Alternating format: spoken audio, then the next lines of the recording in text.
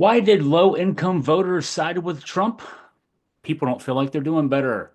Chris Graham here, Augusta Free Press. The promised Trump tariffs will lead to another trade war that will push prices higher and cause the economy nearly a million jobs, but low-income voters, who will be the first affected by higher prices and the job losses, still sided with Donald Trump in the 2024 presidential election.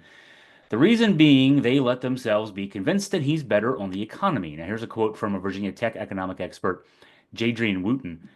Jadrian says that even though the economy is doing much better than it was 2 years ago, people don't feel like they're doing better. And that's what we've heard a lot the last several months leading up to the election, of course.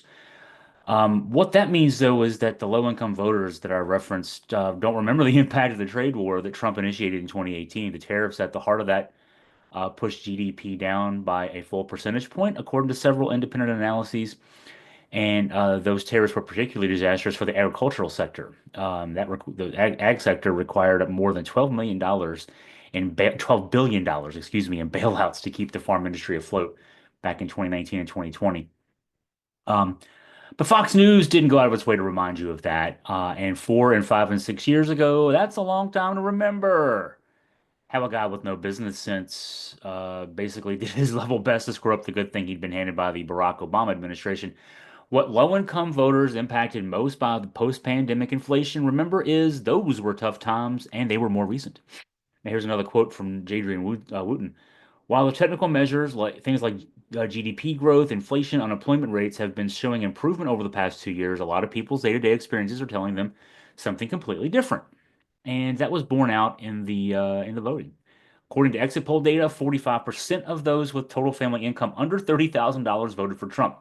Now, let's just forget the fact that those are the people who are going to lose their health insurance first when Trump, if he's able to follow through and gut Obamacare. That's going to affect those folks just terribly, but that is what it is.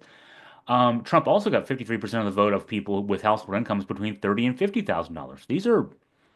These are on the lower end of the scale, to say the least.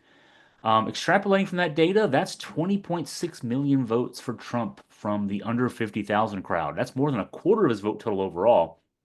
And when I did the math on this, Trump won that demographic by 3.5 million votes. By the time the final counting is done in California, which still has about 3.5 million votes to count, Trump's final margin in a popular vote is going to be less than 3 million. He won the popular vote because of the votes of low income households. Then you look at the states like Wisconsin and Michigan and Pennsylvania, just to name three of the seven battleground states where things were close. Nevada, things were close as well.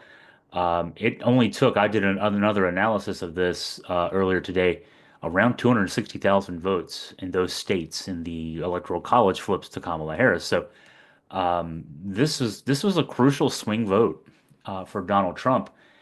His margin of victory came with low-income voters, and you can guess, as I mentioned earlier, who will be the first ones to feel the sting of these next Trump tariffs, in addition to health insurance being lost. And we'll see what other aspects.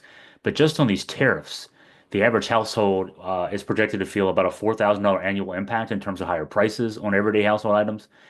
And it's jobs on the lower rung of the economic ladder that are going to be most at risk from the recession that we know is coming. Elon Musk told you it's coming. He said it's going to be painful at first. It's not going to be painful for people like me.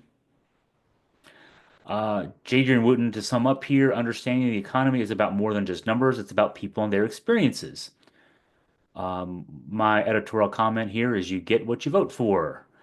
Hey, this is Chris Graham for Augusta Free Press. If you've got anything for me, a news tip, something to look into, just a comment that you want to share, please feel free to drop me an email at chris@augustafreepress.com.